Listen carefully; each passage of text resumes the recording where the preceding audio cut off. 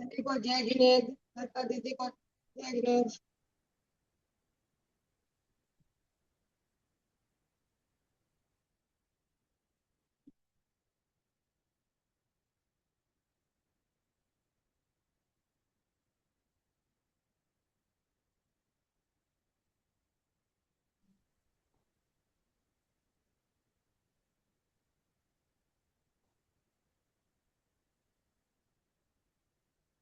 सावधान। अथ माध्यान्हिक स्वाध्याय प्रतिष्ठापन बेलायां श्री श्रुत भक्ति काय सरगम पूर्वे हम।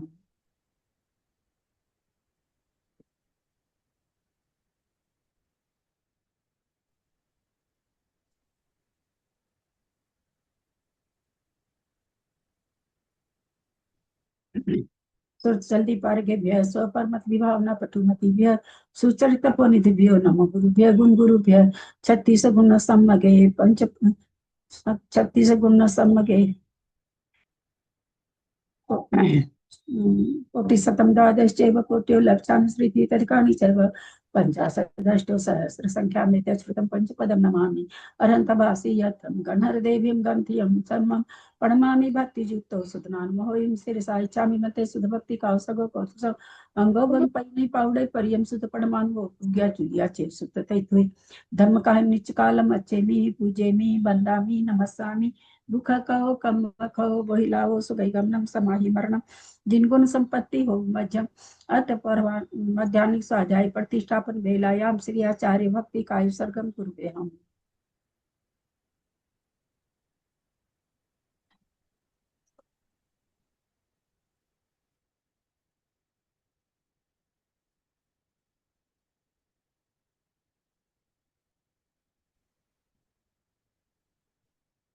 जल्दी पारिगेभ्य स्वपरमत विभावना पटुमतिभ्य सुचरित पुनितिभ्यो नम गुरुभ्य गुण गुरुभ्य 36 गुण सम्मगे पंचव्याचार करण संग्री से शिष्टा अनुग्रह कुशले धम्मार्ये सदा वंदे गुरु भक्ति संग में नय तरंती संसार सायरम घोरम छिन्नन्ति यटकमं जमन मरणं पावन्ति ये नित्यं व्रत मंत्र होम निरता ध्यानाग्निहोत्राकुला सटकर्मा विरतास्तपो धंधना साधु क्रिया साधव शील प्रवर्णा गुण प्रहणाश्चंद्रार्क तेजोदिका मोक्ष द्वार कपाट पाटन भटा प्रीणन्तु मां साधव गुरु पांतु नो नित्यं ज्ञान दर्शन नायकः चारित्राणो गंभीरा मोक्ष मार्ग उपदेशकः इच्छामि भन्ते आर्य भक्ति कावसग कौतुसलं सम्नान समदल संचारि जुक्तानं पंच विहाचाराणाम आर्यानाम आयरादि सुत्नान उपदेश्यानाम उवज्जायनाम तीरेन गुण पालन यानम ससावनाम नित्यकालम अच्छेमि पूजेमि वन्दामि नमस्सामि दुख कहो कम कहो बहिलाओ सुगैगमनम समाहि मरणम जिनगुण संपत्ति हो मध्यम ओकारं बिंदु संयुक्तं नित्यं ध्यायन्ति योगिनः कामदं मोक्षदं चैव ओंकाराय नमो नमः अविदल शब्द घन होगा प्रक्षाली सकल भूतल कलंका मुनि विरूपासी तीर्था सरस्वती हरतुम दूरितम अज्ञान तिमिरांधा नाम ज्ञानांजन सलाकया चक्षुरुन्मिलितं येन तस्मै श्री गुरुवे नमः श्री परम गुरुवे नमः परंपराचार्य गुरुभ्यो नमः सकल कलुष विध्वसकम श्रेषां परिवर्धकम धर्म संबंधकम भद्विजीव मन प्रतिबोधकारकम पुण्य प्रकाश पापनाशमिदं शास्त्रम श्री गोमठसार जीव कांड नामधेयम अस्य मूल ग्रंथ करता है श्री सर्वज्ञ देवास्तदुत्तर ग्रंथ करता है श्री गंधर देवा प्रति गंधर देवा तेषां वचन सार्थमासाद्य श्रीमत नेमि चंदाचार्य न विरिचितमिदं शास्त्रम श्रोतारः सावधानतया शृण्वन्तु मंगलम भगवान वीरो मंगलम गौतमो गणि मंगलम कुंद कुंदाद्यो जैन धर्मोस्तु मंगलम सर्वमंगल मांगल्यम सर्वकल्याणकारकम प्रधानम सर्वधर्माणां जैनम जयतु शासनम जैनम जयतु शासनम जैनम जयतु शासनम सरस्वती नमस्तुभ्यं वरदे कामरूपिणी विद्यारंभं करिष्यामि सिद्धिर्भवतु मे सदा। द्वादशांग जिनवानी माता की जय। परम मांगलिक ग्रंथ गोमठसार जी जीव कांड जी की जय। आचार्य भगवंत श्री नेमीचंद आचार्य की जय। पंडित परवर श्री रत्नचंद मुक्तार जी की जय। अढ़ाई दीप में विराजमान सभी आचार्य उपाध्याय सर्व साधु के चरणों में नमोस्तु नमोस्तु नमोस्तु। सभी आरिका माता जी के चरणों में, ग्रुप में विराजमान रत्नमती माता जी के चरणों में वंदामी वंदामी वंदामी। सभी क्षुल्लक क्षुल्लिका अलग के चरणों में इच्छा में इच्छा में इच्छा में, सभी प्रतिमाधारी के चरणों में, रूप में विराजमान प्रतिमाधारी के चरणों में वंदना वंदना वंदना। पूज्य बाबू जी और भी जो पूज्य जन हो सबका सादर चरण स्पर्श, सभी से सादर जय जय।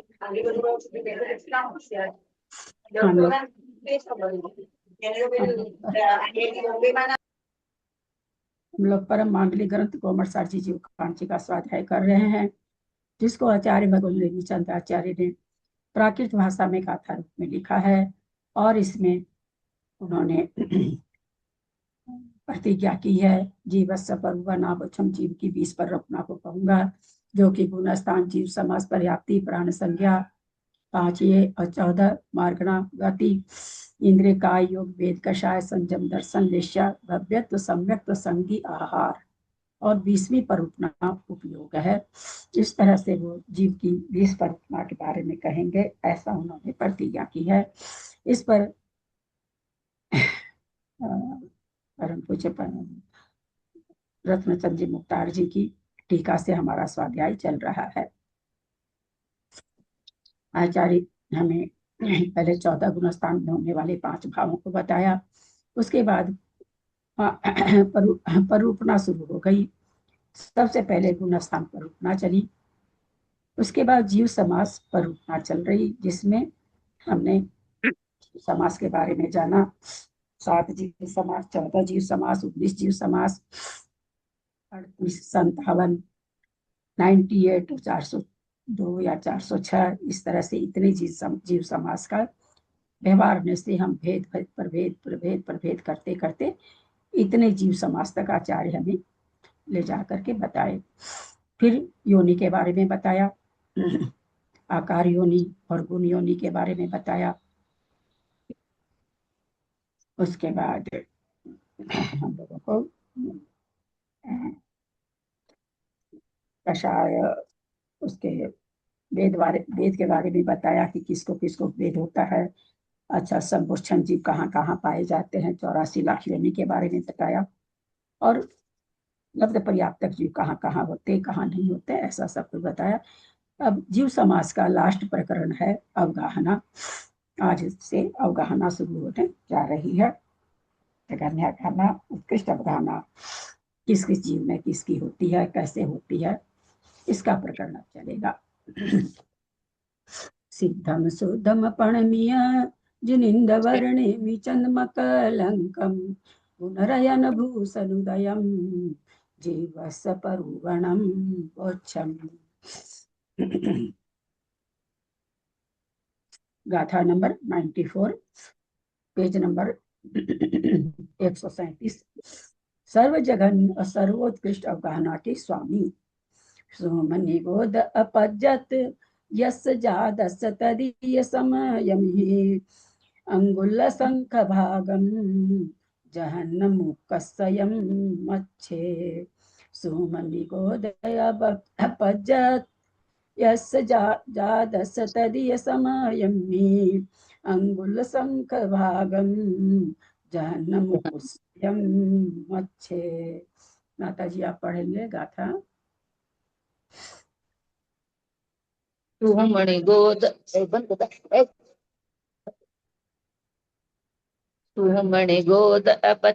अपच्यतय यस्य जातश्च तदीय समयमि अंगुल असंख भागम जहन्नमुपस्सयं मच्छे।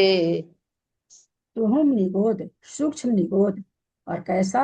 अपज्जत, अपर्याप्त यानी लब्ध पर्याप्त। सूक्ष्म निगोद या जीव होना चाहिए, और कैसा होना चाहिए? जिसकी पर्याप्ति पूर्ण नहीं हुई है, ऐसा सूक्ष्म निगोद या अपर्याप्त जीव की। यस, जिसकी, जादस यानी क्या नाम है, सो उस जिस भाव में जा रहा है, तद भवस जिसमें भी वो जा रहा है। सूक्ष्म निगोदिया जीव जैसा भी सूक्ष्म निगोदिया जीव बन रहा है, लब्ध पर्याप्तक है। जन्मने के तदीय समय ही, तीसरे समय में, अंगुल असंख्य भागम, अंगुल के असंख्यात में भाग प्रमाण, जहन्नम माने जघन्य अवगाहना, जहन्नम, उपकस्तयम और उत्कृष्ट अवगाहना, मच्छे मत्स्य की होती है। उत्पन्न होने के तीसरे समय में सूक्ष्म निगोद या लब्ध पर्याप्तक की अंगुल के असंख्यात में भाग प्रमाण जघन्य शरीर की अवगाहना होती है। इससे छोटी अवगाहना नहीं पाई जाती है। उत्कृष्ट शरीर अवगाहना मत्स्य की होती है। यानी चारों गति में अगर जघन्य अवगाहना देखी जाए तो सूक्ष्म निगोद या लब्ध पर्याप्तक की होती है। उत्कृष्ट अवगाहना भी त्रियंच की ही होती है। इस तरह से इस गाथा में ऐसा निकल रहा है। विशेषार्थ अन्यतर सूक्ष्म निगोद जीव लब्ध पर्याप्तक जो कि त्रिसमयवर्ती आहारक है, तदभवस्थ होने के तृतीय समय में वर्तमान है, जघन्य योग वाला है और शरीर की सर्व जघन्य अवगाहना में वर्तमान है। उसके शरीर की जघन्य अवगाहना अंगुल के असंख्यात में भाग प्रमाण होती है। पर्याप्त का निराकरण करने के लिए अपर्याप्त ऐसा निर्देश दिया है। अन्यतर माने कोई भी ऐसा पर्टिकुलर किसी एक जीव कोई भी जो सूक्ष्म निगोद बन रहा है, उस जीव जो अभी पर्याप्ति पूर्ण नहीं कर पाएगा, लब्ध पर्याप्त पर अपर्याप्तक नामकरण का ही उसको उदय है, ऐसा जीव जन्म लेने के पश्चात तीसरे समय में आहारक है। तद जो कि त्रिसमयवर्ती आहारक है, यानी जो 3 समय तक आहार वर्गना को ग्रहण कर चुका है, तीसरे समय में आहार को नहीं लेगा। 3 समय तक जो आहारक रह गया है, यानी इसका मतलब ऋजु गति से जो जन्म ले रहा है, ऋजु गति वाला से जन्म लेने वाला सूक्ष्म निगोद अपर्याप्त जीव का तीसरे समय में सबसे जघन्य अवगाहना पाई जाती है। ऐसा कह रहे हैं। तदभवस्थ होने के तृतीय समय में विद्यमान है, ऐसा वो जीव जो 3 समय जिसको आहार लेते हुए हो गया, नो कर्म वर्गणा ग्रहण करते हुए हो गया है, उस जीव का तीसरे समय में जो वर्तमान है, उसकी जघन वो जघन योग वाला भी है और उसकी सर्व जघन अवगाहना में वो पाया जा रहा है। कितनी है तो कह रहे हैं अंगुल के असंख्यात में भाग प्रमाण है।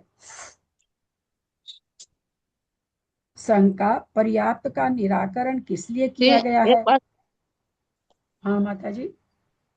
एक पूछ लीजिए, मतलब 3 समय वालों का भी आहार होता है क्या ना?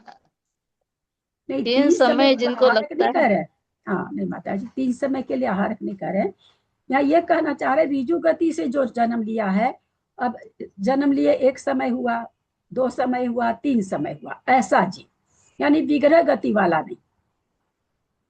हाँ, ऋजु विग्रह गति गति से वाला है तो जन्म जो लेके 3 समय हो गया, उस भव तद भवस, उस भाव में उसको 3 समय हो गया, उसकी आयु 3 समय की हो गई।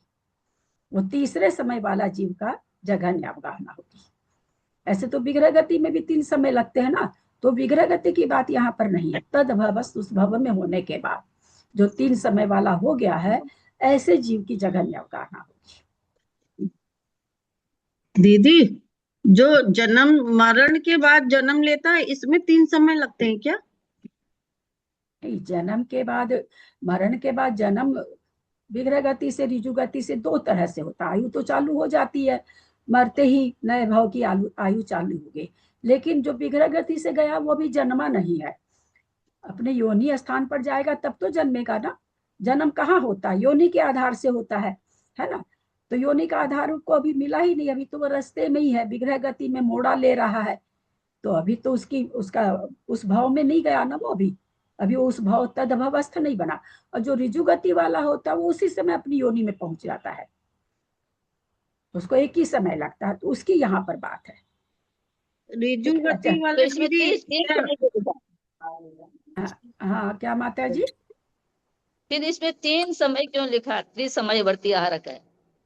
हाँ तो अब जो जन्म लिया है तो जन्म ले लिया, वो तो कितने समय, अब तो आहारक ही रहेगा ना माता जी वो हर समय। तो जघन्य अवगाहना कब देखी गई? जब तीसरा समय आया तब। चौथे में फिर अवगाहना बढ़ी है, पहले दूसरे में भी बड़ी अवगाहना थी, ये कहने का मतलब। केवल तीसरे समय में ही जघन्य अवगाहना। अब उसको जन्म लिए 4 समय हो गया, जन्म लिए 5 समय हो गया, तो फिर जघन्य अवगाहना नहीं है। बहुत आगे आएगा, बहुत बड़ी अवगाहना हो जाएगी एक ही समय में, हाँ समझ गए। ऐसा कह रहे हैं। हाँ बोलिए अंजू जी, अंजू जी क्या बोल रहे हैं, रिजु बोलिए। रिजु रिजु गति क्या होती है दीदी, कैसे मतलब होती है? रिजु गति क्या होती है? कोई भी जीव जब मरता है तो दो दो तरह से गति करता है, गमन करता है। अब यहाँ हमारा कोई जीव, यहाँ हमारा, यहाँ जाके जन्म ले रहा है, यहाँ मतलब सीधा कहीं भी ऊपर सीधी शिला के पास भी ले रहा है, सीधा जाके ले रहा है, तो इसको रिजु गति कहते हैं। अच्छा, ठीक है और जो दीदी। ऐसे मतलब यहाँ जन्म ले रहा है, यहाँ मरा है यहाँ, तो पहले ऐसे जाएगा फिर ऐसे जाएगा, ये मोड़े वाली गति कहलाती। मोड़ा हो गया ना, ऐसे गया ऐसे गया, तो मोड़ा वाली गति। मोड़े वाली अच्छा, गति को विग्रह गति कहते हैं।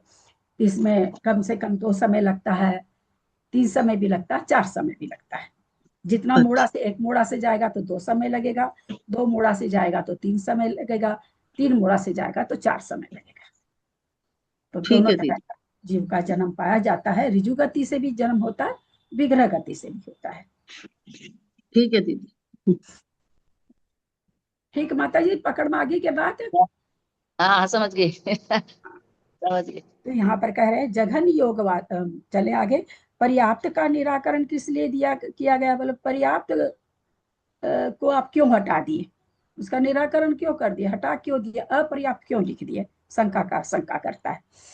अपर्याप्त की जघन्य अवगाहना से पर्याप्त की जघन्य अवगाहना बहुत पाई जाती है, अतः उसका निषेध किया गया है।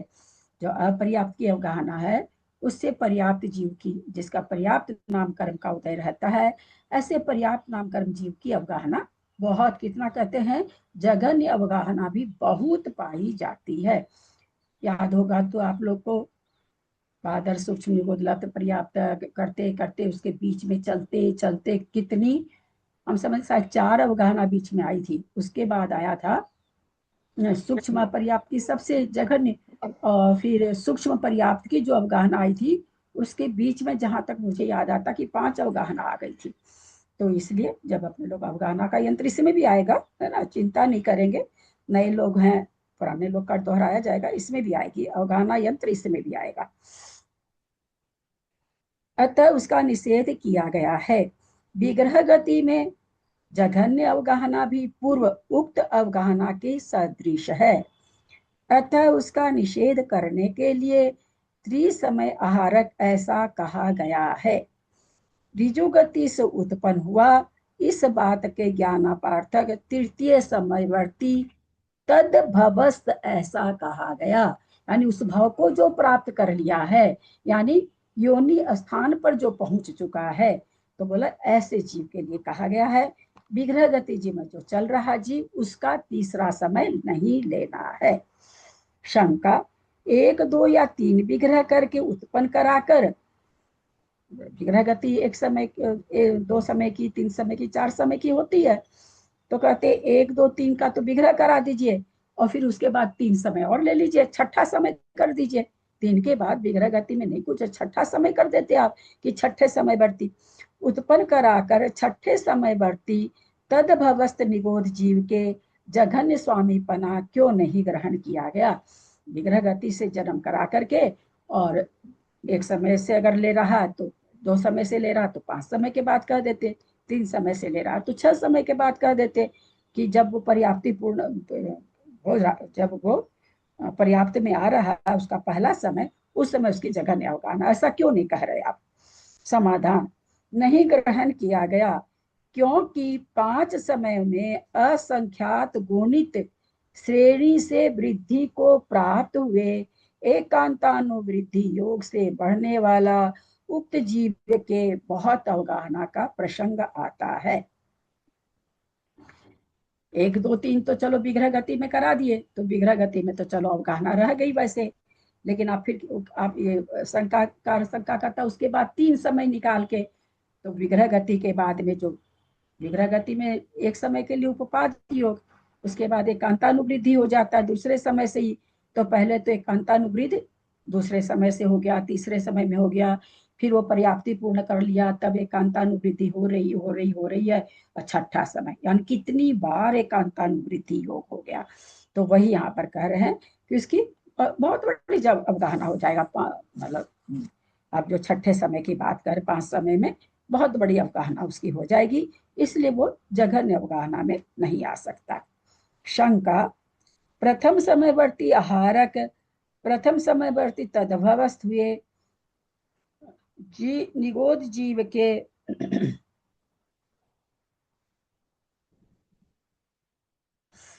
निगोद जीव के जघन्य अवगाहना का स्वामी पन्ना क्यों नहीं कहा गया। बोल रहे कि अब प्रथम समयवर्ती जैसे चूंकि ऋजु गति से है तो आहारक है, अनाहारक तो हुआ नहीं वो, तो आप ऐसे कह दीजिए ना, प्रथम समयवर्ती जो आहारक हो रहा है, जो उस भव में आया है, तो पहला समय उसी समय उसकी अवगाहना को छोटा कह दीजिए, सबसे छोटी अवगाहना बता दीजिए। आप ये तीसरा समय क्यों ले रहे हैं? नहीं, क्योंकि उस समय आयत चतुरस क्षेत्र के आकार से स्थित उस उक्त जीव के अवगाहना का स्तोकपना नहीं बनता। क्या कह रहे हैं कि जिस समय वो जीव पहले समय में आहारक होता है अथवा पहले समय में जो तदभवस्थ हो जाता है, उसकी अवगाहना कैसी रहती है? तो बोला आयत के अनुसार रहती है। आयत सब कोई जानते होंगे, रेक्टेंगल, जिसकी 2 भुजा समान होती है, सामने सामने की भुजा और दोनों चौड़ाई दोनों लंबाई, ऐसे 4 भुजा, 2 भुजा समान होती है, उसको आयत कहते हैं। तो बहुत बड़ा आकार हो गया आयत का। तो कहते हैं पहले उसका आकार कैसे रहता, पहले समय में आयताकार रहता है। तो फिर दूसरा क्वेश्चन कर रहे हैं, ऋजु गति से उत्पन्न होने वाले प्रथम समय में आयत चतुरस स्वरूप से जीव प्रदेश स्थित रहते हैं, यह आपने कहाँ से जान लिया? जो आप कहते हैं आयत के आकार का रहता है, कहाँ से आपने जान लिया? तो ये कहते हैं यह आचार्य परंपरागत उपदेश से जाना जाता है। भाई हम नहीं इसको निकाल के लाए, आचार्यों का उपदेश ऐसा प्राप्त हो रहा है। हम उस समय की अवगाहना देखने नहीं गए हैं, हमारे देखने लायक कहीं नहीं, सूक्ष्म है, हमारे लब्ध पर्याप्त तक, हम उसकी अवगाहना कहाँ से देखने जाएंगे? तो कभी परंपरा से, आचार्य की परंपरा से प्राप्त है हमें, वो हम आपको बता रहे हैं, ऐसा कह रहे हैं।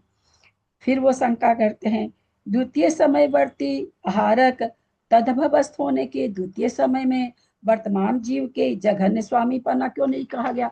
तो फिर दूसरे समय में बता दीजिए ना, पहले समय में आयताकार है तो दूसरे समय में उसकी जघन्य अवगाहना करा दीजिए। दूसरे समय में क्यों नहीं करा रहे आप, या आचार्यों ने दूसरे समय में क्यों नहीं बताया?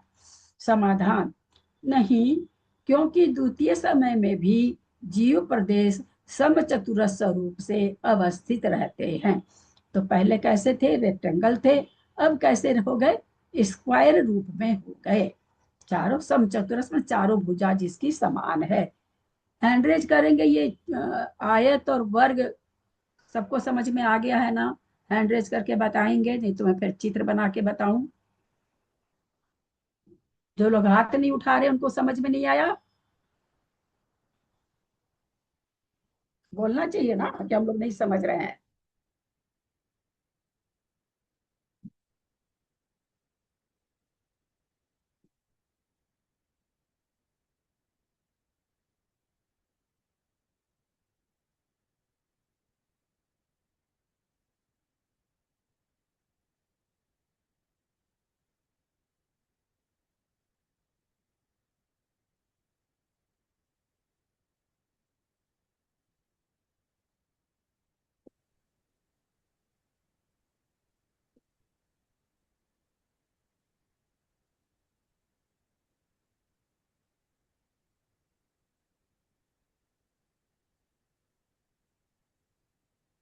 देखिए दिख रहा है, ये आयत है, लिखा हुआ आयत, और ये जो समचतुरस लिखा हुआ उसके बगल में है। यानी पहले समय में अवगाहना ऐसी रहती है, दूसरे समय में जीव की अवगाहना, यानी जीव का जो शरीर है उस पहले समय में ऐसे आकार का रहता है, दूसरे समय में ऐसा हो जाता है। तो ये कह रहे ये भी जघन्य नहीं है, ये भी जघन्य नहीं है। तो अब जघन्य क्या बताएंगे, पढ़ करके फिर आपको हम चित्र से बताते हैं। समझ में आ गया सबको? या एक और बताने प्रश्न। के बाद तो हाथ हिलाया करो, गर्दन हिलाया करो। वो पंकज भैया, हाँ बोलना है, आओ चाहे नहीं आओ। हाँ विकास भैया, हाँ, ये हाँ बोलना हाँ है, ना बोलना हाँ ही नहीं। हम तो आप लोगों को समझा के पूछते हैं, आया कि नहीं? किसी के चेहरे पे कोई भाव नहीं आता है, क्या पढ़ाने का मन करेगा?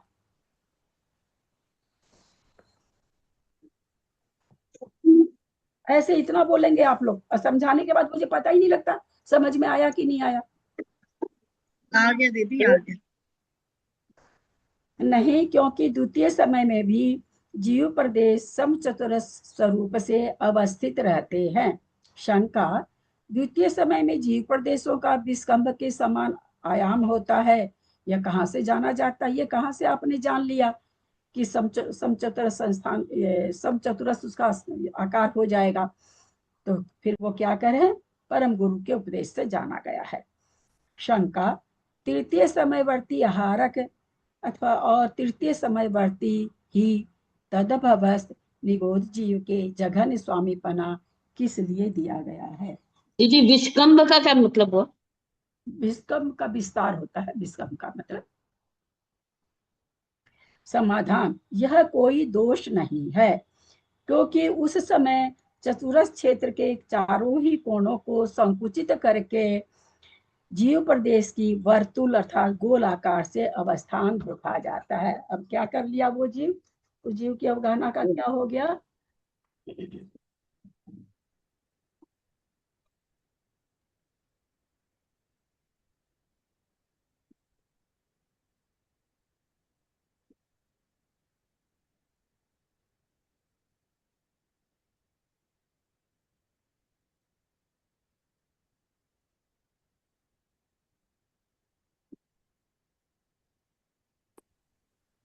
अब ये जीव की अवगाहना ऐसे हो गई, चारों कोना से छोटा हो गया ना, दिख रहा है?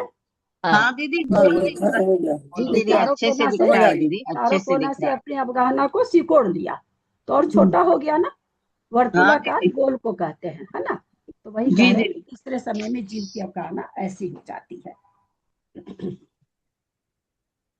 शंका, फिर वो शंका कर ली है कि उस समय जीव प्रदेश वर्तुलाकार अवस्थित होते हैं, ये कैसे जाना जाता है? तो ये वह भी इसी सूत्र से जाना जाता है, यानी कि इससे परम गुरु के उपदेश जो प्राप्त हो रहे हैं उसी से जाना जा रहा है। ये जो चारों ये गोल बना तो साइड का तो फिर हट जाएगा ना, वो गोल में आ जाएगा सारा चीज, हाँ, सारे प्रदेश सिकुड़ के गोल बन जाएंगे। गोल में आ जाएंगे ना। हाँ ये मान लीजिए अपने लोग गोंद का लड्डू बनाए, हाथ से बना टेढ़ा कुबड़ा हुआ, एक हाथ से बांधे टेढ़ा कुबड़ा, दोनों हाथ से अपने उसको खूब गोल करके ऐसे ऐसे ऐसे बांध देते हैं और छोटा हो हाँ जाता है ना। हाँ हाँ। तो वैसे ही बस वो जीव के प्रदेश और सिकुड़ जाते हैं, इसी सूत्र से जाना जाता है। उत्पन्न होने के प्रथम समय से लेकर जघन्य उपपाद योग और जघन एकांतानुवृत्ति से तीनों समय में प्रविष्ट होता है। पहले समय में तो उत्पन्न होने के प्रथम समय में तो उत्पाद योग होता है, हम लोग सब कोई जान रहे हैं। एक प्रश्न पूछूं? हाँ हाँ हाँ माता जी, कठिन। ये एक एकांतानुवृद्धि योग, ये क्या, ये समझे नहीं, एकांतानुवृद्धि योग। हाँ, तो जो इसमें आप क्या बहुत लोग नहीं समझे होंगे जो कर्मकांड जी नहीं कर रहे हैं। तीन तरह के योग चलते हैं माता जी, ध्यान से सुनेंगे, जो नहीं सुने हैं वो ध्यान से सुनेंगे, जो नहीं जानते हैं। कोई भी जीव जब उत्पन्न होता है तो उत्पन्न होने के पहले समय में, चाहे वो ऋजु गति से हो रहा हो या विग्रह गति से हो रहा हो। विग्रह गति सब कुछ समझ रहे हैं ना? एक मोड़ा दो मत, जिसमें 2 समय लगता है, 3 समय लगता है, 4 समय लगता है, वो विग्रह गति।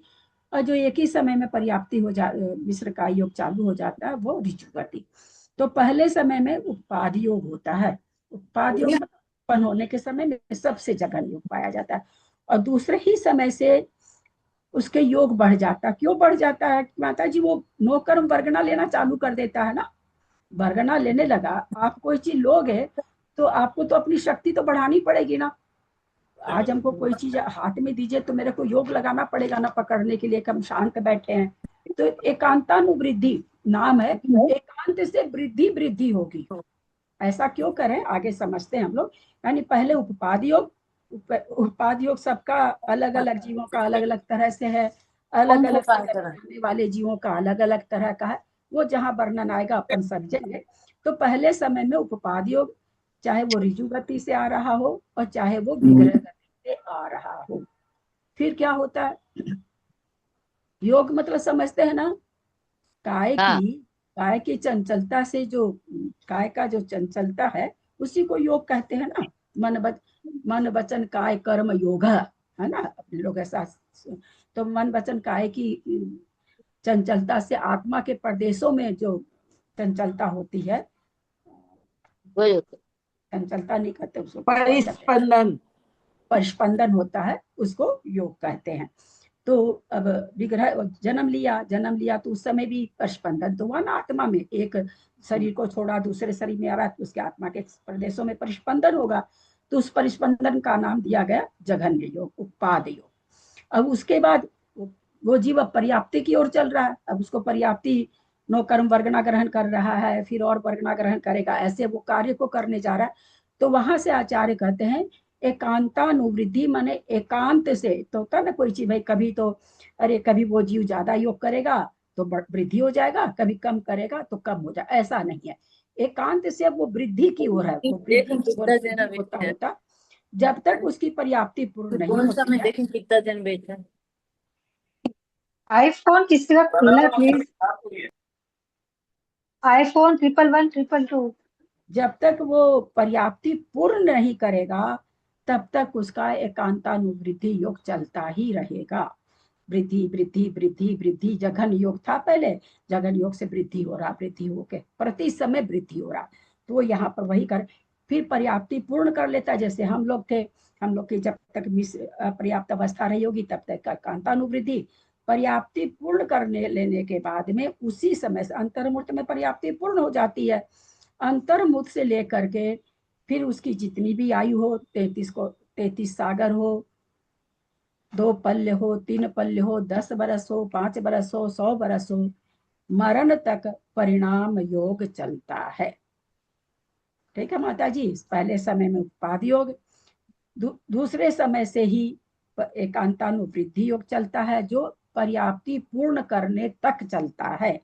पर्याप्ति पूर्ण होते ही परिणाम योग चलने लगता है। परिणाम योग क्यों नाम दिया, देखिए आचार्यों का कितना, मतलब परिणाम जैसा आपका परिणाम होगा वैसा योग होगा। तो वो योग क्या है, कभी बड़ा कभी छोटा, कभी बीच का कभी बड़ा कभी छोटा, ऐसे वो बदलता रहेगा। जैसे जैसे हमारे मन वचन काय की क्रिया होगी, परिणाम होंगे, वैसे वैसे वो घटता बढ़ता स्थिर ऐसे रहेगा। लेकिन उपाधि योग एक ही समय का है, अलग अलग जीव जिस हिसाब से आते हैं, उपाधि योग के भी कई स्थान है, एक समयवर्ती होता है। एकांतानुवृद्धि नियम से सबका योग उस समय बढ़ेगा ही बढ़ेगा बढ़ेगा बढ़ेगा, कहाँ तक, पर्याप्ति पूर्ण करने तक। पर्याप्ति पूर्ण हो जाएगी, वहां से परिणाम योग चालू होगा, वो मरण काल तक रहता है। आयु का बंध परिणाम योग में होता है, बाकी एकांतानुवृद्धि योग में नहीं होता। आयु का बंध परिणाम योग में ही नियम से होता है। थोड़ा सा समझ में आया होगा, आगे फिर जहाँ आएंगे अगर कुछ इसमें से बहुत पूछना तो आप लोग पूछ सकते हैं, तो ऐसा कुछ नहीं। एक बात और पूछूं, हाँ एक बात और पूछूं। हाँ हाँ बोलो तो माता जी। परिणाम योग ऐसे नहीं बोला करो, आयु का एक बात और पूछूं, एक बात, ये नहीं बोला करो माता जी थे इतना बड़ा पद पर होकर, ना ना पद बढ़ा नहीं आप जैसा, ना हमसे ना। पढ़ते हैं तो हाँ आप गुरु है। ना ना, ये सब नहीं माता जी। हाँ बोलिए माता जी, क्या बोल रहे हैं। मैं पूछ रही थी कि आप बोले परिणाम योग से ही आयु बंध चालू होता है, तो ये जो हाँ निरोध जीव की आयु, ये तो परिणाम योग तो पर्याप्त होने के बाद हम होगा। हम इसीलिए इसके आगे बोले नहीं, मतलब देखते हैं ग्रुप में किसका दिमाग जाता है कि ये क्वेश्चन आता है। हम इसलिए इसके आगे बोले नहीं जान करके कि आज देखें, क्योंकि बस सारे लोग, बहुत से लोग पढ़े हुए हैं मेरे से पहले, ये सब कर्मकांड जी में अभी आया है, तो वही देखना चाह रहे थे कि कोई प्रश्न करता है क्या, तो इसलिए मैंने उसको खूब हाईलाइट किया परिणाम योग को। लेकिन चलिए, माता जी कितना ध्यान से पढ़ रही हैं। माता जी, जिसके परिणाम योग नहीं होता, जैसे ये सूक्ष्म निगोदिया जीव, इसको तो पर इसको भी कहते हैं कि लास्ट में जाकर के इसके भी आयु बंध जितने समय में होनी चाहिए उतने समय के लिए परिणाम योग हो जाएगा इसको। ओ, आयु का बंध परिणाम योग में होगा। जो श्वास के 18वें भाग में मर जाते हैं, पर्याप्ति पूर्ण तो बहुत दूर रहा, उसके भी श्वास का जब क्या नाम है, सो वहां पर कहा गया कि आयु बंधने लायक काल जब शेष रहता है तो परिणाम योग चालू हो जाता है और उसमें उसका आयु का बंध होता है। तो आयु का बंध परिणाम योग नहीं है, क्योंकि इसलिए परिणाम योग में माता जी परिणामों के कारण आयु का बंध होता है। तो परिणाम आपका उत्कृष्ट चल रहा, जघन्य चल रहा, मध्यम चल रहा, कैसा चल रहा है, उसी हिसाब से एकांतानुवृद्धि में कहेंगे तो एकांतानुवृद्धि तो वृद्धि वृद्धि वृद्धि हो रही है, तो अच्छी आयु तो बंध ही नहीं पाएगी फिर। तो इसलिए परिणाम योग में आयु का बंध होता है। तो जो अपर्याप्त अवस्था में मरते हैं उनको भी लास्ट में आयु बंद करने के लिए, आयु बंद होने के लिए परिणाम योग चालू हो जाता है, होगा परिणाम योग में ही। दीदी थोड़ा पूछू क्या? प्रणाम करती हूँ दीदी। हाँ हाँ, जैसे एक लब्ध पर्याप्त जीव है एक मिनट, तो उसकी पर्याप्ति एक अपूर्ण मिनट तो होना विजया नहीं है। जी, विजया जी एक मिनट, माता जी समझ में आ गो क्या? हाँ बढ़िया समझ में आया। अच्छा हाँ बोलिए विजया जी। हाँ, मैं ये पूछ रही थी, जैसे उसकी पर्याप्ति अपूर्ण होना नहीं है, जो अपर्याप्त तक ही रहने वाला जीव है, तो फिर उसका एकांतानुवृद्धि योग नहीं होगा क्या? होगा ना, एकांतानुवृत्ति योग तो उपाद के बाद ही हो जाता है ना, एक समय के बाद ही। एक तो समय की फिर आयु उसकी तो किसी की पर्याप्तियां तो होती, पूर्ण नहीं हो रही है ना, फिर भी हाँ तो होगा। पहले तो पर्याप्ति पूर्ण के बीच में तो होता है एकांतानुवृत्ति। जी जी। उपाद योग के बाद एकांतानुवृत्ति चलता रहता है, जो भी उसकी अंतर्मुक्त आयु है, श्वास के 18वें भाग है, जितनी एकांतानुवृत्ति हो रही है, जब आयु बंध के लायक काल आएगा ना तो परिणाम योग हो जाएगा। हाँ वो तो समझ गया जी। प्रणाम दीदी, सादर प्रणाम दीदी। मतलब ये हो गया कि आयु बंद करने के लिए परिणाम चाहिए। आयु बंध जब भी होगा, एकांत से नियम है, आयु का बंध परिणाम योग में होता है। तो तीनों योग समझे होंगे सब कोई। जन्म के पहले समय में उपपाद योग, और वो जन्म का पहला समय चाहे ऋजु गति से जा रहा हो चाहे विग्रह गति से जा रहा हो। अब ऋजु गति से जा रहा तो पर शुरू में ही मिश्र योग हो जाता है, तो पहले समय में उसको उपपाद योग। विग्रह गति से जा रहा है, मान लीजिए तीन मोड़े वाले से भी कोई जा रहा हो, तो पहले समय में उपपाद योग, उसके बाद से उसको एकांतानुवृत्ति योग चालू हो जाएगा। उपाद योग सबको एक समय का ही होता है, कोई भी जीव हो, चाहे देव हो, नारकी हो, त्रियंश हो, सूक्ष्म जीव हो, बादर जीव हो, मनुष्य हो, भोग भूमि हो, कुभोग भूमि हो, कर्म भूमि हो, मलेच्छ खंड हो, कुछ भी हो, विधेय क्षेत्र हो, उपाद योग एक समय का होता है। दीदी हाँ यहाँ पर ये बताया कि जो ऋजु गति से जो ये सबसे जघन्य अवगाना बताइए ना, तो वो हाँ, 3 समय में बताइए उसकी। 3 जघन्य समय। अवगाना किसको पाई जाएगी? तो जो ऋजु गति से जन्म लेगा। हाँ मान तो लीजिए वही सूक्ष्म निगोदिया अपर्याप्त जीव विग्रह गति से जा रहा है, तो उसको ये सूक्ष्म अवगाहना नहीं होगी, उसको बड़ी होगी। भाई सबसे सूक्ष्म, जैसे कोई कह दे कि भाई सबसे छोटा बैर कहाँ मिलता है, बोला कर्म भूमि में मिलता है, एकदम छोटा सा राई के बराबर। तो अब मान लीजिए हम कह कि नहीं, हम तो भोग भूमि में जाके, तो भोग भूमि में वो नहीं मिलेगा, बैर तो मिल जाएगा, उससे बड़ा मिलेगा आपको। तो वही चीज की जघन्य अवगाहना किसकी होगी? इससे की होगी, जो इससे नहीं जन्म रहा उसके नहीं। कोई जघन्य अवगाहना होना जरूरी नहीं ना है, होना जरूरी रहे तब तो सब में घटाना जरूरी, होना जरूरी नहीं है। देखा गया कि भाई इतने अनंतानंत जीव है, तो सबसे छोटा जीव कौन सा पाया जाता है भाई? जो सबसे छोटा आकार हो, उसका शरीर सबसे छोटा शरीर हो, अवगाहना मतलब शरीर, तो किसका है इस अनंतानंत जीव में, संसारी जीव में? तो यहाँ आचार्य बताए कि जो लब्ध पर्याप्तक जीव है, ऋजु गति से जन्म ले रहा है, उसका तीसरे समय में जघन्य अवगाहना होगी। हाँ, तो मैं यूं पूछ रही हूँ कि तीसरे समय में उसको तीसरे समय में बोला है आपने कि तीसरे समय में वो जघन्य अवगाहना वाला हो जाता है, तो जो पहला समय है उसमें पूरा नहीं बनेगा क्या वो? पहले क्या और चीज? दूसरे, ये क्या जो चीज? तीसरे समय में सूक्ष्म निगोदिया जीव बोला है ना आपने? हाँ जी। हाँ, तो जो पहला समय है ऋजु गति से जा रहा है, और जो पहला समय है उसमें पूर्ण वो नहीं बनेगा, ऐसा है क्या? क्या नहीं बनेगा पूर्ण? क्या पूछना जो चाह रहे? जघन्य अवगाहना बताइए ना, वो तीसरे समय में बताए ना जघन्य हाँ अवगाहना। तो जैसे पहला समय हुआ तब वो मतलब उस समय वो जघन्य अवगाहना वाला नहीं कहलाएगा क्या? यूं हाँ, पूछ नहीं रही। कहलाएगा ना। अभी चित्र से आप नहीं थे क्या? देरी से आए हैं क्या? नहीं, देखा देखा मैंने हाँ तो चित्र। पहले समय में, अरे इतना छोड़िए, मनुष्य हम लोग तो कितना बच्चा लोग को देखते हैं, जिस समय होता है ऐसा फूला फूला मोटा मोटा रहता है, और दूसरे दिन जाके देखते तो वो बच्चा एकदम इतना पतला सा हो जाता है। हम लोग का तो डॉक्टर से पूछते ऐसा क्यों, तो बोला दर्द से फूल गया था ना। तो सिकुड़ तो सकता ही है ना। ये चूंकि सूक्ष्म जीव अपन देख तो सकते नहीं, इसलिए से हम देश से जान रहे हैं। पर ये मौका तो आप लोग को भी लगा ही होगा देखने का कि अगर बहुत पेन से अगर कोई बच्चा होता है तो वो काफी फूल जाता है, और दूसरे दिन जाके देखिए वो बच्चा बिल्कुल आधा मिलता है। तो हाँ यहाँ तो खैर वो चीज नहीं है, हम खाली यहाँ पैसे सिकुड़ने का वो बताना चाह रहे हैं। यहाँ कोई ये नहीं कि वो दर्द से फूल गया वगैरह, ये सब तो निगोदिया जीव अपने आप उत्पन्न होते हैं वातावरण से। तो पहले समय में उनकी अवगाहना ज्यादा रहती, दूसरे समय में और सिकुड़ लेता, तीसरे समय में और सिकुड़ जाती। अवगाहना से मतलब शरीर का आकार छोटा हो जाता है। ठीक ठीक समझ। चले आगे चले। जी दीदी जी। वह उत्पन्न होने के प्रथम समय से लेकर जघन उपपाद योग और जघन एकांतानुवृद्धि योग से तीनों समय में प्रवृत्त होता है। जो उत्पन्न हुआ है वो जीव सूक्ष्म निकोदिया लब्ध पर्याप्तक जीव, उसका उपाद योग कैसा होगा, बोला वो भी जघन्य होगा। उपपाद योग, आकार नहीं है, अभी आकार की बात हम लोग पढ़ रहे थे, अभी योग की बात कही जा रही कि भाई योग किसका, तो जघन उपपाद योग। योग तो चल ही रहा ना प्रति समय, आत्मा कुटस्थ तो है नहीं, आत्मा का योग चलता रहता है, तो वह जघन उपाद योग उसको होगा पहले समय में। और जघन एकांतानुवृद्धि योग से तीनों समय में प्रवृत्त होता है। तीनों समय में उसका जो तीसरे समय में कह रहे हैं आचार्य कि हम आपको जघन्य अवगाहना बता रहे हैं, तो वहां पर जो एकांतानुवृद्धि योग हो रहा है पहले समय में उपाद योग, बाकी तीनों समय में तो एकांतानुवृद्धि हो गया, बोलो वो भी जघन्य जघन्य होगा।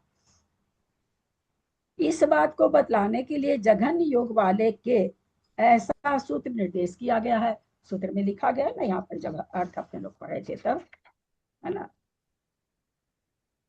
जघन्य योग वाला विशेषार्थ में देख रहे हैं ना, जघन्य योग वाला, तो चूंकि कह रहे हैं कि भाई सूत्र में ही बताया जा रहा है, तृतीय समय में अजघन्य भी अवगाहना होती है। कहते हैं तीसरे समय में जघन्य अवगाहना से बड़ी अवगाहना, अजघन्य मतलब जघन्य नहीं, यानी बड़ी भी हो सकती है। बड़ी से मतलब महामत्स्य वाली नहीं, कहने का जघन्य से बड़ी हो सकती है। तृतीय समय में अजघन्य भी अवगाहना होती है, अतः उनका प्रतिषेध करने के लिए शरीर की सर्वजघन्य अवगाहना में वर्तमान यह कहा गया। क्या कहना चाह रहे हैं कि भाई जो ऋजु गति से नहीं जा रहा है ना, जो विग्रह गति से जा रहा है उसकी तो अवगाहना बड़ी हो जाएगी। तो कह रहे हैं इसीलिए यहाँ पर, इसलिए तृतीय समय में जघन्य अवगाहना उसको नहीं पाई जाएगी। तो बोले इसी का निषेध करने के लिए कहा, क्या कहा गया कि भाई शरीर की सर्वजघन्य अवगाहना, क्योंकि वो जो विग्रह गति से जन्म ले रहा उसकी जो अवगाहना, उसकी अपनी तो वो जघन्य अवगाहना है ना। 500 धनुष के आदमी, 7 धनुष का, 7 हाथ का आदमी, अब 7 हाथ का आदमी जो बच्चा रहेगा तो इतना ही रहेगा, 500 धनुष का बड़ा हो जाएगा 8 वर्ष में। तो वो ये कहना चाह रहे हैं विग्रह गति से जो जा रहा है उसकी भी जघन्य अवगाहना है, इससे जघन्य नहीं है, ऐसा कहना चाह रहे हैं। इन विशेषणों से विशेषता को प्राप्त वे सूक्ष्म निगोद जीव के जघन्य अवगाहना होती है। जो मत्स्य 1000 योजन की अवगाहना वाला है उसकी उत्कृष्ट अवगाहना होती है। इस सूत्रांश से जो मत्स्य अंगुल के असंख्यात्मक भाग को आदि लेकर उत्कर्ष से एक प्रदेश कम 1000 योजन प्रमाण तक आयाम में माने लंबाई में स्थित है, उसका प्रतिषेध किया गया है। बोला यहाँ पर उत्कृष्ट अवगाहना के लिए क्या बताया गया, 1000 योजन की अवगाहना है उत्कृष्ट अवगाहना। तो बोले यहाँ पर अंगुल के असंख्यात्मक भाग को लेकर, माने स्टार्टिंग कितनी है, अंगुल का असंख्यात्मक भाग जो कि जघन्य अवगाहना है, उससे शुरू होकर के कहाँ तक जा रहा है, बोले एक प्रदेश कम 1000 योजन तक वो स्थित है, माने वैसी अवगाहना है, उसका यहाँ पर प्रतिषेध किया गया है। शंका, उत्सेद और विस्कंभ की अपेक्षा महामत्स्य सदृश पाए जाने मत्स्यों का ग्रहण करने पर भी कोई दोष नहीं है, अतः उनका ग्रहण क्यों नहीं किया गया। ये कह रहे हैं कि जो आप कह रहे हैं 1000 योजन का और 500 योजन का चौड़ाई, ऐसा भी आया नहीं है। तो बोला वैसे तो और भी जीव पाए जाते हैं, और भी महामत्स्य पाए जाते होंगे उसके सदृश, तो उनका ग्रहण करने पर तो कोई दोष नहीं, आपको उसका भी ग्रहण करना चाहिए, यह कोई दोष नहीं है। क्योंकि जब तक महामत्स्य के आयाम विस्कंभ उच्छेद का परिज्ञान नहीं हो जावे, तब तक प्राप्त मत्स्यों के आयाम विस्कंभ और उच्छेद का परिज्ञान होना किसी प्रकार से संभव नहीं है। क्या कहना चाह रहे कि आप जो कह रहे कि और किसी महामत्स्य का भी नाम ले लो, खाली महामत्स्य का क्यों ले रहे हो? बोले बिल्कुल कोई हर्जा नहीं है, लेकिन कब हम ले दूसरे का नाम? जब हमको उसका लंबाई चौड़ाई मोटाई पता चल जाए, भाई ये तो महामत्स्य 1000 योजन लंबा होता है, 500 योजन चौड़ा होता है, 250 योजन मोटा होता है, ऐसा शास्त्रों में आया है। तो अगर उनका भी हमको पता चल जाए तो फिर बोलेंगे, लेकिन हम जाके उसको नाप लें ऐसा तो संभव नहीं है। महामत्स्य का आयाम किसी अन्य सूत्र से नहीं जाना जाता है, क्योंकि इस सूत्र से ज्येष्ठ प्राचीन सूत्रभूत कोई अन्य वाक्य संभव नहीं है। कि आप कहते हो कि भाई और कोई सूत्र से जान लो, तो इससे बड़ा ज्येष्ठ, इससे बड़ा सूत्र हमें प्राप्त नहीं है जिससे हम ये जान सकें कि उत्कृष्ट अवगाहना और किसी की भी होती है। महामत्स्य का आयाम 1000 योजन, आयाम माने लंबाई, विस्कंभ माने चौड़ाई, 500 योजन, उच्छेद मतलब यहाँ मोटाई हो जाएगी 250 योजन है। यह सूत्र के बिना कहाँ से जान लिए भाई आप? समाधान यह आचार्य परंपरा के प्रवाह स्वरूप से आए उपदेश से जाना जाता है। भाई हम ये भी नापने नहीं गए हैं कि स्वयंभू रमन गए हैं और जाकर के उस बड़का घड़ियाल को नापे हैं बैठ करके, ऐसा कुछ नहीं है। आचार्य परंपरा से जो उपदेश आया है उसी से जाना। और महामत्स्य के विस्कंभ व उच्छेद का ज्ञापक सूत्र है ही नहीं। और अगर आप पूछो कि कहाँ है ये सूत्र, तो ऐसा सूत्र नहीं है, साफ कर दिया उन्होंने। मेरा नेटवर्क बार बार बंद हो हाँ तभी कह देते थे ऊपर ना जाओ, कह देते नीचे आ जाओ, कह देते बीच में आ जाओ, नेट बंद हुआ था। और मैं सोच बार बार बंद हो रही है। ये बोल ले राखी के आजकल तो कभी ना फोन रही को नहीं, क्या कहते हैं भाई? मैं कहीं जानो इतना फोन फान चलाना मत तो પછી करूंगा नहीं मैं। हाँ बस भाई चीज है એટલે कर को नहीं पाता। हाँ माता जी, महामत्स्य के विषम उच्छेद का ज्ञापक सूत्र है ही नहीं, ऐसा नियम भी नहीं है, क्योंकि जोयन अच्छा सूत्र है ही नहीं, ऐसा नियम भी नहीं है। बोले ऐसे तो हमने आचार्य परंपरा से जाना ये चीज, लेकिन ऐसा नहीं है कि सूत्र नहीं है, सूत्र है, ऐसा नियम नहीं है। क्योंकि जोयन सहस्वती 1000 योजन वाला इस देशामर्शक सूत्र है, यानी जो सूत्र वीरसेन आचार्य बनाए हैं उसमें ये सूत्र नहीं है, देशामर्शक सूत्र रहता है। सूत्र को खोलने के लिए कुछ कुछ सूत्र दूसरे आचार्य जब उसकी टीका वगैरह करते हैं तो और सूत्र दे देते हैं, तो कहते हैं देशामर्शक सूत्र से इसकी सूचना मिली है। जो अगर आप सोचें कि भाई वीरसेन आचार्य ने सूत्र दिया है, ऐसा नहीं है। देशामर्शक मतलब क्या हो? हाँ देशामर्शक, हाँ देशामर्शक मतलब जो अब वीरसेन आचार्य तो लिख दिया, धवला पर टीका लिखा, तो धवला पर टीका लिखा तो धवला में तो जीती चीज है जिकी तो है ही। अब वो सब बहुत जी अभी ये उरा आयो कि भाई 1000 योजन लंबा, 500 चौड़ा, 250 मोटा, तो भाई ये कहाँ से आप जाना? तो भाई उन्होंने कहा कि ये सूत्र नहीं हमको मिला इसका कोई, इसका कहाँ मिला? तो देशामर्शक, जब ये महामत्स्य की चर्चा चली होगी तो उस पर जो टीकाकार टीका किए ना, तो उन्होंने ये सूत्र बना के दिया कि जोयन सहस्वती 1000 योजन का होता है। ये देशामर्शक सूत्र यानी वीरसेन आचार्य का सूत्र नहीं है, जो उस ग्रंथ पर टीका लिखे उनका सूत्र है। ये विस्कंभ उच्छेद महामत्स्य सब जगह समान है, मुख और पूंछ में विस्कंभ एवं उच्छेद का प्रमाण इतने मात्र ही है, क्योंकि इनमें भिन्न विस्कंभ उच्छेद की कल्पना करने वाला सूत्र व व्याख्यान नहीं पाया जाता है।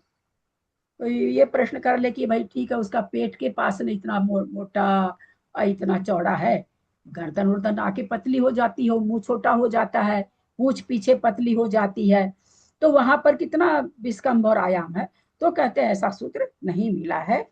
पूरा व्याख्यान जो दिया गया है बस यही दिया गया कि 1000 योजन लंबा, 500 चौड़ा और 250 मोटा, और इसके अलावा सूत्र नहीं है। यहाँ के मत्स्य को देखकर महामत्स्य का मुख और पूंछ अतिशय सूक्ष्म है, ऐसा कितने ही आचार्य कहते हैं।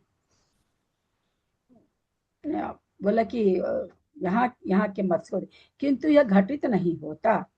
कहीं कहीं मत्स्य के अंगों में व्यभिचार देखा जाता है अथवा विस्कंभ और उत्सेद समकरण सिद्ध है, ऐसा कितने ही आचार्य कहते हैं। वो कह रहे हैं कि भाई बहुत सारे के मत्स्य होते हैं ना, तो वो तो जैसे मनुष्य में नहीं होता क्या, किसी की आंख मोटी, किसी का हाथ मोटा, किसी का पैर ऐसा। वो ये कह रहे हैं कि व्यभिचार देखा जा सकता है, ऐसा नहीं है कि बिल्कुल सब एक जैसे ही होते हैं, व्यभिचार देखा जाता है। परंतु बोले ये जो समीकरण विस्कंभ का और उत्सेद का, ये बड़े सिद्ध है, जो 500 1000 ये वाला। ऐसा बहुत सारे आचार्य कहते हैं कि नहीं, लेकिन ऐसा नहीं है कि व्यभिचार नहीं पाया जाता है। दूसरी बात यह है कि अतिशय सूक्ष्म मुख से युक्त महामत्स्य 100 योजन की अवगाहना वाले अन्य तिमिंगलादि मत्स्यों को निकलने में समर्थ नहीं हो सकता। फिर दूसरी बात कह रहे हैं कि भाई अगर कह दे कि नहीं मुख तो चौड़ा उतना है, लेकिन मुंह तो उसका बहुत छोटा है, तो अगर इतना छोटा मुंह होगा तो 100 योजन का जो मछली वगैरह को मत्स्य को निगल जाता है, फिर तो वो नहीं घटेगा। छोटे मुख से इतनी बड़ी अवगाहना को अंदर कैसे लेगा वो, उसमें विरोध आ जाता है। अतएव व्याख्यान में महामत्स्य के उपयुक्त विस्कंभ उत्सेद को ही ग्रहण करना चाहिए। इसलिए कह रहे हैं कि भाई उसका विस्कंभ चौड़ाई और मोटाई कौन सी ग्रहण करनी चाहिए, तो जो ऊपर आई है 500 योजन 250 योजन वही ग्रहण करना चाहिए।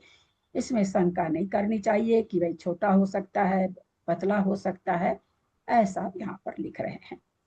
1000 योजन आयाम, 500 योजन उत्सेद, उसके आधे अर्थात 250 योजन विस्तार वाले महामत्स्य का क्षेत्र भी घनफल रूप करने में संख्यात प्रमाण घनानुकूल होता है। इनको तीनों को गुना करेंगे, 3 चीज को गुना करने से घनफल हो जाता है। तो ये क्या कहे हैं कि उसको जब तीनों को हम गुना करेंगे तो जो उत्तर आएगा वो क्या आएगा, घना अंगुल में आएगा। आगे बता रहे हैं, तिल्लोय पंडिती भाग 2 अध्याय 5 पृष्ठ 640 पर कहा है, स्वयं प्रभाचल के बाह्य भाग में स्थित क्षेत्र में उत्पन्न किसी समूर्छन महामत्स्य के सर्वोत्कृष्ट अवगाहना दिखती है। क्योंकि गर्भ में आने के लिए तो फिर इतना बड़ा तो गर्भ का पेट चाहिए, और फिर तो अवगाहना और बढ़ जाएगी। उसका ऊपर का शरीर अलग चाहिए, नीचे का, क्योंकि वो पेट भी तो गर्भ धारण करेगा ना। तो इस तरह से इतनी बड़ी अवगाहना वाला समूर्छन ही होता है, ऐसा यहाँ से निकल रहा है। जिसकी 1000 योजन लंबाई, 500 योजन विस्तार, इससे आधी और 250 योजन ऊंचाई अवगाहना है, उसको परमाणांगुल करने पर 4529 करोड़ 84,83,200 करोड़ रूप से गुणित प्रमाणा अंगुल होते हैं। अर्थात 1000 गुना 500 गुना 250, 125 क्या होगा ये, इकाई दहाई सैकड़ा हजार 10,000 लाख, 125 लाख योजन घनफल को क्या नाम है, सो घनांगुल से मल्टीप्लाई किए हैं। ये घनांगुल है, इकाई दहाई सैकड़ा हजार 10,000 लाख, 10 लाख करोड़, 10 करोड़ अरब, 3 अरब 62 करोड़ 38 लाख 78,656 से गुना करके तो उसकी अवगाहना टोटल कितनी हुई आपके सामने लिखा हुआ है। यहाँ शायद 4 करोड़ 52 लाख होगा, क्या देखना पड़ेगा। ये सामने जो अंक लिखा है, इतना घनांगुल उसकी घनांगुल उसकी अवगाहना होगी।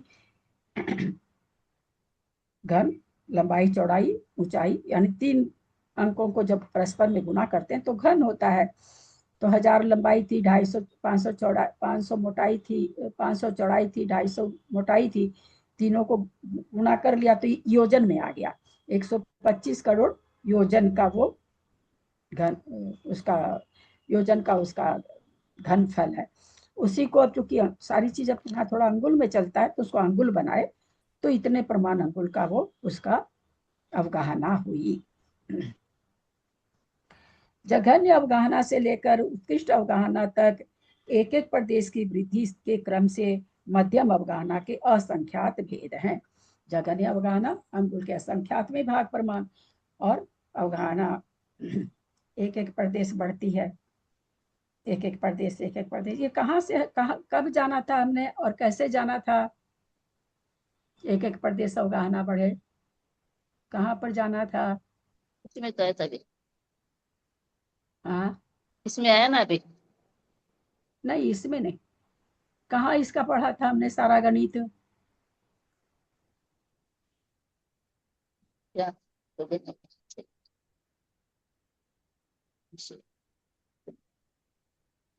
तेरी बहना, सच्ची जब क्या करते हैं आप लोग 22 घंटा तक? पूजा किए, मंत्र, सबकी तो उम्र बड़ी बड़ी है, सब पोते पोती वाले हैं। हमको इसमें तो ऐसा कोई नहीं दिखता जो छोटा छोटा बाल बच्चा रुला रुला के क्लास कर रहे हो। वो करने वाले और ही लोग होते थे। इतना सा भी, चलो उसका बाकी चीज नहीं याद रहे, इतना सा भी आप लोग को याद नहीं। स्व क्षेत्र परावर्तन में पढ़े थे, अंगुल के असंख्यात विभाग की अवगाहना से एक एक प्रदेश अवगाहना बढ़ाते बढ़ाते 1000 की अवगाहना करनी है। मनुष्य बनना है, मनुष्य की 500 धनुष की अवगाहना करनी। देव बनना है तो देव की जितनी बड़ी अवगाहना है उतनी बड़ी अवगाहना करनी है। इतना सा याद नहीं रहता, और दिमाग भी नहीं लगा सकते आप लोग कि भाई शरीर की बात चल रही है तो स्व क्षेत्र परावर्तन है ये, पर क्षेत्र में तो आकाश के प्रदेश आ जाते हैं। तो बहुत कमजोर, पता नहीं, इतनी मेहनत करने का मन नहीं करता माता जी। हम जितनी मेहनत करते हैं उसका 1000वां भी रिजल्ट कोई नहीं देता। 2 बार पढ़ा चुके हैं, एक बार थोड़ी पढ़ाए हैं। एक होता कि भाई एक ही बार पढ़ाए थे। पंच परावर्तन भी मैं 2 बार पढ़ा चुकी हूँ लोग को। और कितनी मेहनत से पढ़ाती होंगी, ये मेरा आप लोग पढ़ाने का तरीका देख के ही समझ रहे होंगे कि कितने किसी भी विषय को कितना गला उतारती हूँ सबको। पर मजाल है, पता नहीं, मुझे नहीं पता, किसी को क्रेज ही नहीं है क्या। बस ऐसे ही आके चलो 1 घंटा बैठ जाते हैं।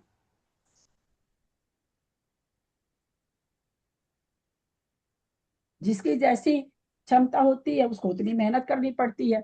हम लोग भी किसी समय में बहुत मेहनत किए हैं, 16-16 घंटा इसी में खपा दिए।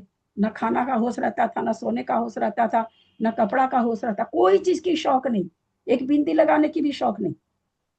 एक कभी 24 घंटा में एक बार शीशा तक नहीं देखते थे, जब स्वाध्याय में पागल हो रखे थे तब। मंदिर जा रहे हैं ऐसे खड़े खड़े कर लिए, बनाने की आदत है, यूं बाए ऐसे इतने, एक एक दिन में इतने बाल निकलते माता जी, अभी भी नीचे से बाल ही नहीं पाती मैं। इतनी मेरे को हड़बड़ती, ऊपर से ऐसे ऐसे कर लेती हूँ काम खाता, तो नीचे गुच्छे से बन जाते हैं। अभी आज इतने बाल निकले, जबकि बाल ही नहीं माथे पर। कौन उतना समय दे? पर ये उस समय की बात बता रही हूँ जब मैं मात्र 28 साल की थी। उस समय था खाने पीने पहनने का। 50 साल की थी जिस समय, उस समय भी नहीं करती थी। उस समय भी समय बचा के लगता था इसी को दे। कोई पढ़ाने वाला नहीं था माता जी, कोई ये सब इतने भारी भारी ग्रंथ का नाम ही कोई नहीं जानता था, पढ़ाएगा कौन? आपको कौन पढ़ाए? आप अपने खुद से? हाँ, अपने से? चीज को 100 बार पढ़े तब माता जी पकड़ में आया है। हाँ, इसलिए लगन थी तो हुआ। और यहाँ परोसने के बाद भी आप लोग इतना ही नहीं कह पाते हो कि आप पढ़ाए हो ना। कुछ नहीं, कोई रंगत नहीं चेहरे पर, कोई चेहरे पे भाव नहीं। कितना भी मेहनत करके समझाओ, कहीं चेहरे पर ये तक भाव नहीं आता कि होता है ना कि भाई हम बहुत बाप रे इतना एक, जैसे वो वैराग्यानंद जी की क्लास करते हैं ना, मेरा तो वीडियो ऑफ ही रहता है माता जी, कुछ परेशानियां भी है घर में। लेकिन वो बोलते हैं ना तो मेरे अपने से बंद वीडियो में भी मेरे चेहरे पर भाव बनते रहते हैं। अरे देखो आज कितनी बढ़िया बात, अरे देखो आज कितनी बढ़िया बात आई, अरे देखो आज कितनी बढ़िया बात। हालांकि अगले क्षण भूल जाती होंगी मैं, आजकल मेरा कर नहीं, उतना दिमाग मेरा स्थिर नहीं है, लेकिन एकदम अंदर अंदर ये भाव आते रहते हैं उनके प्रति। यहाँ कोई भाव नहीं है माता जी, यहाँ कोई भाव नहीं है। मर जाइए पढ़ा पढ़ा के, कोई भाव नहीं है। इन लोग से पूछ लीजिए, अभी हाथ उठवा देती हूँ कि कौन कौन रिकॉर्डिंग सुना है। एक आदमी भी हाथ नहीं उठाएगा माता जी, एक